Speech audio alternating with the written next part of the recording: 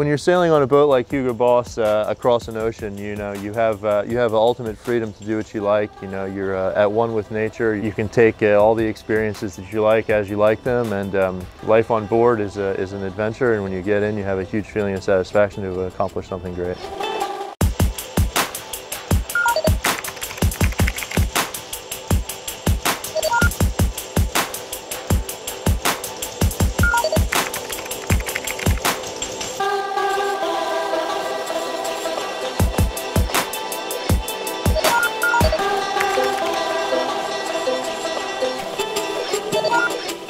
I'm from Annapolis, Maryland in the United States, and I got into sailing when I was in university. Saw a sign on the soda machine where I went to university saying come down and learn how to sail, and so I took them up on the offer, and I've basically never done anything since. I got very lucky at school to do something that I was good at straight away.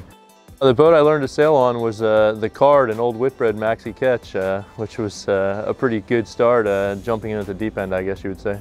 From there, I moved into some programs in Annapolis, which at the time was a pretty big hotbed of big boat sailing with the Chessie Racing program. And from there, I made a lot of contacts and ended up in Europe, where I had the fortune to meet a guy who was boat captain for Educación Sin Fronteras in the first Barcelona World Race, and I helped with that project. And then from there on, I've been involved ever since with Roland Jourdain for the most part, with his Veolia programs and my Neutrogena program. I started with Bilu, like I said, in 2007 more or less, 2009 Istanbul Europa race, and then I got my chance to do the Barcelona with Boris Herman on the old Veolia, which was a huge success for me and sort of my start in the class, I would say.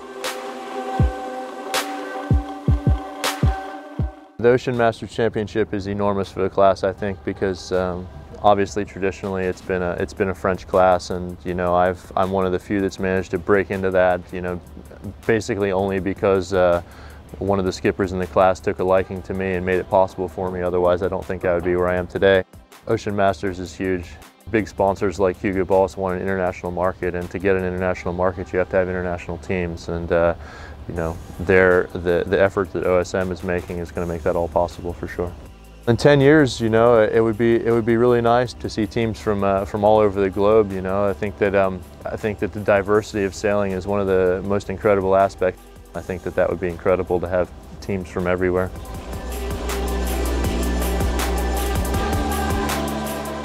I think it's a little bit the normal response, but when you go around Cape Horn, it's really mentally and physically a big changing point during the race, and it's incredible. It's an iconic landmark, and along with it being a huge landmark in the race, you only have a little ways to go at that stage, and plus you quite a lot of good memories before, and then the feeling that you're nearly home.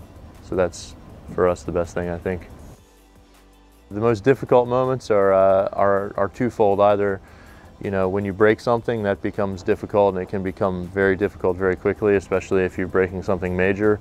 And the absolute worst part is when it's light wind, and you know that you're moving 2 knots, and then 20 miles away somebody could have 5 knots more breeze and be going 10 or 11 knots, and you just see your lead or your position evaporate in 2 seconds. That's the worst part of it, for sure.